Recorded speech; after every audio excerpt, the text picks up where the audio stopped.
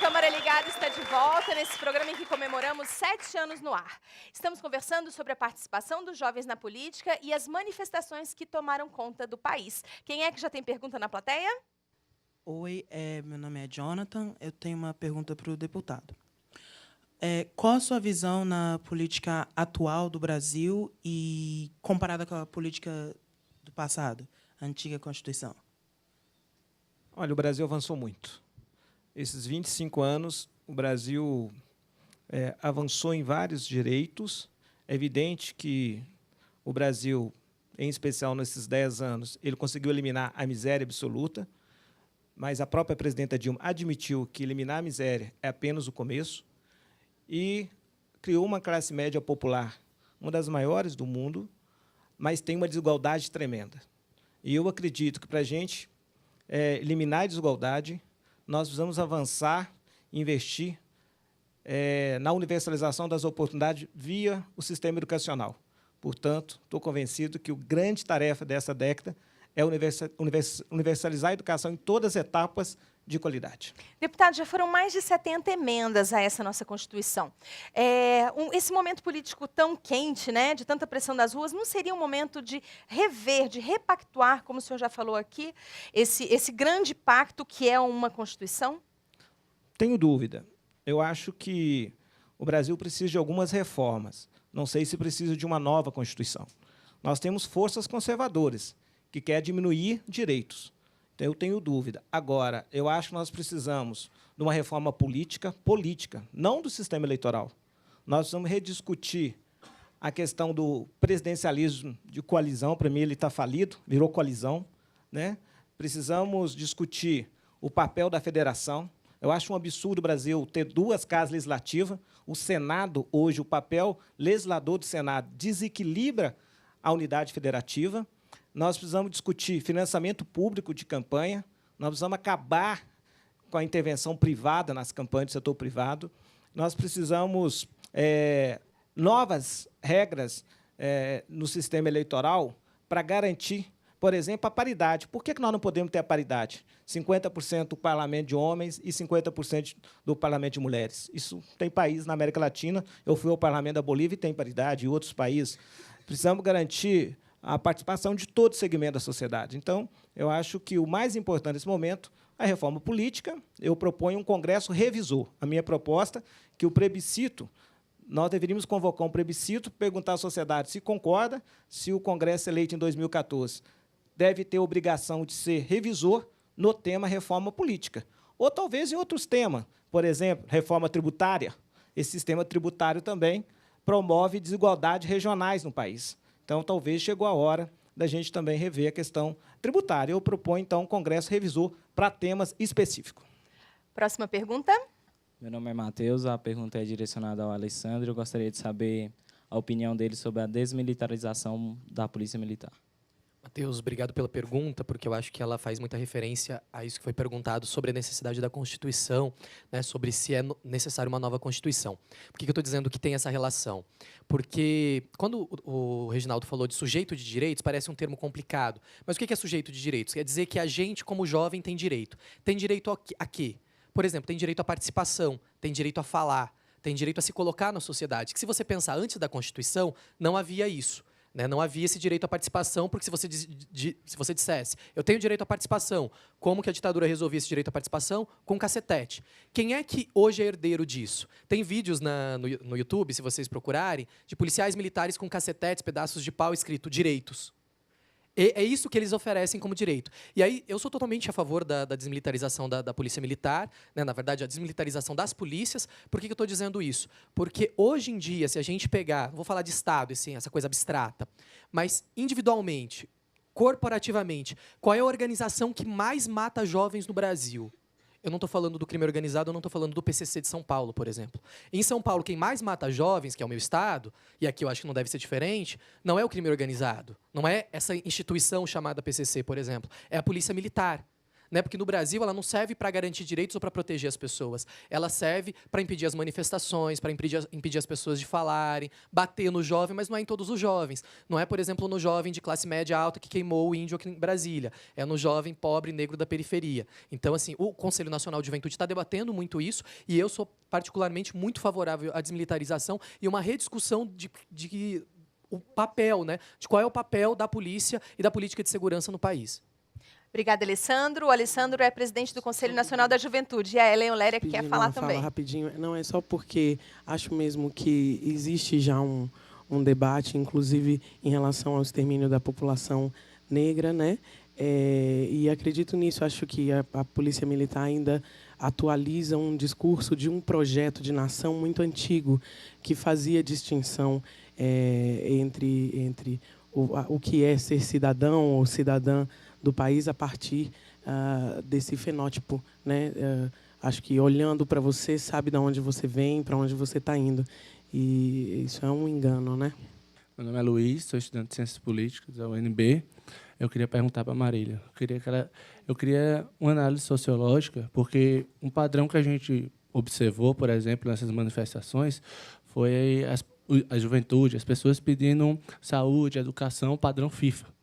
E aí a gente entra nesse contexto de, será que nosso país, com as desigualdades sociais que a gente tem, está preparado para realizar, não para realizar, mas por que nós temos que se enquadrar num padrão de uma instituição como a FIFA, que impõe isso a gente, e, em contraponto, a nossa sociedade se depara com inúmeros problemas, porque, apesar dos estádios estarem sendo construídos, mas a sociedade não foi contemplada ainda com melhores condições de transporte público, os aeroportos não melhoraram. Eu queria que você fizesse um pouco dessa análise sobre esse contrapeso, entre realizar esse grande evento, o legado que a Copa vai deixar e como é que a gente pode trabalhar essa distribuição, dessa democratização do que a Copa vai deixar para o país. Na verdade, eu enxergo duas coisas que são importantes da gente levar em consideração e que a gente quase sempre esquece para analisar o que aconteceu agora, né?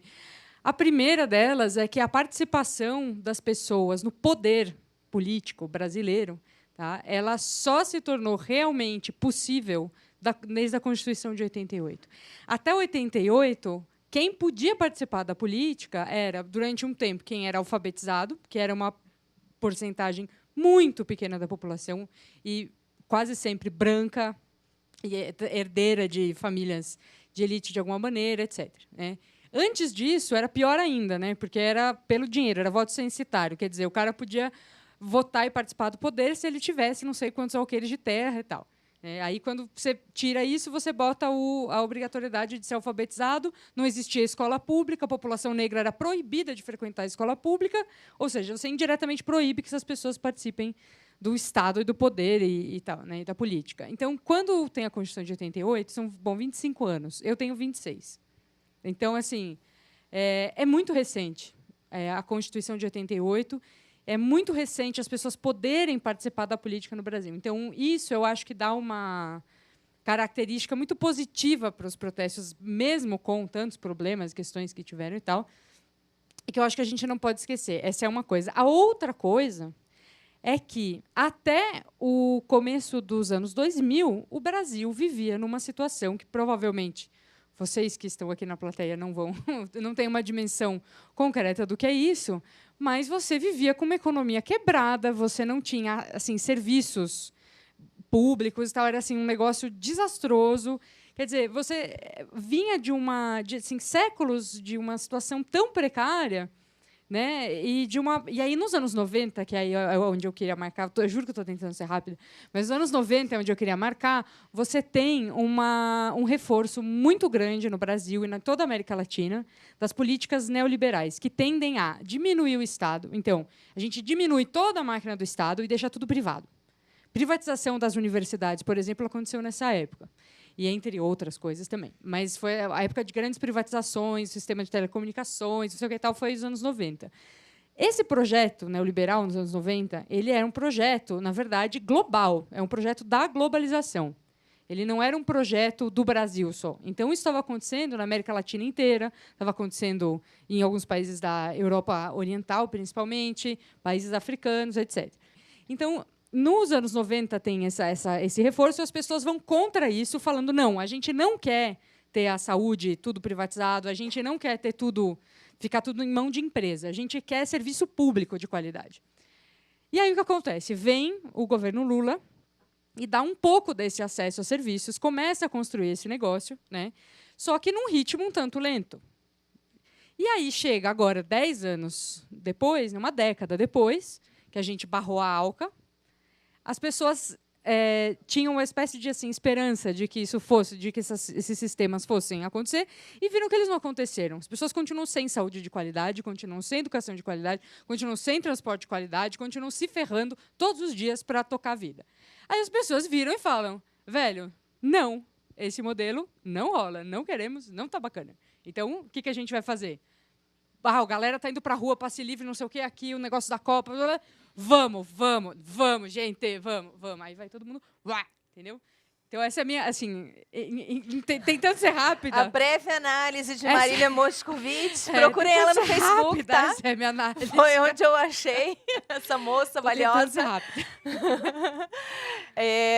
Gente, a última pergunta. Isso me dói. Vamos lá. Quem é que está com o microfone? Pode falar. Bom, meu nome é Gabriele e eu queria fazer uma pergunta para o deputado. Quais foram os direitos que nós não tínhamos e passamos a ter depois do Estatuto da Juventude? Na prática, a temática e as políticas específicas para a juventude passaram a ter um olhar em todos os entes federados. Isso tem permitido uma melhoria na qualidade de vida dos jovens. Portanto, hoje o Brasil tem, naquela perspectiva que eu falei no início, da população mais pessimista dos países da Unesco, o Brasil é o país que tem a população jovem mais otimista, porque, de fato, vê a perspectiva. Né? Evidente que não é um país pronto e acabado, né, Marília? Tem muitas injustiças. Né? Nós estamos muito longe. Né? A cada SISU agora, né, o Sistema Unificado de Vestibular, de acesso à universidade, nós deixamos para trás 3, 4 milhões. Esse ano nós vamos deixar mais de 5 milhões. Então, evidente que esse país ainda é um país em construção, mas todos os documentos, né, essa nova compreensão que o jovem tem direito, como colocou o Alessandro, a educação de qualidade, a saúde, a participação, eu acho que nós vamos melhorar e vamos avançar. Pelo menos a juventude está na pauta. Um ponto bem prático é que agora jovens de famílias de baixa renda passam a ter direito à meia entrada. Mas como é que a pessoa vai provar isso lá na hora de comprar na verdade, o ingresso? Não só a meia entrada, mas também ao meio transporte. Né? A juventude agora, com o estatuto mais de forma imediata, tem várias outras coisas que são muito mais, inclusive, mais importantes do que esses 2 pontos do estatuto, né? Que é a meia entrada e a passagem gratuita. Com a meia entrada, o jovem de baixa renda vai ter acesso por meio do cadastramento do CAD único, que é o programa do governo federal, que é o que identifica, né, o sistema mais avançado hoje para poder identificar quem é de baixa renda ou não. Gente, é uma pena, mas realmente o Câmara Ligada termina aqui. Nosso Câmara Ligada sobre as manifestações e o programa que comemorou os nossos 7 anos no ar com o nosso novo cenário, né? Quer participar do Câmara Ligada? Se você é de Brasília, pode fazer parte da nossa plateia. Entre em contato com a nossa produção, que a gente convida a sua escola. Além disso, todo mundo pode mandar vídeos para o Câmara Ligada. O programa está aberto à participação direta da galera, com reportagens produzidas por vocês. Confere tudo no camaraligada.com.br e continua ligado na gente, curtindo a nossa página no Facebook, acompanhando as novidades no Twitter e também aproveita para ver o que está rolando no nosso perfil do Instagram. Obrigada a vocês todos por terem vindo até aqui. Eu agradeço a presença do deputado Reginaldo, obrigada Marília, obrigada Alessandro, obrigada Ellen, e a Ellen é quem encerra nosso programa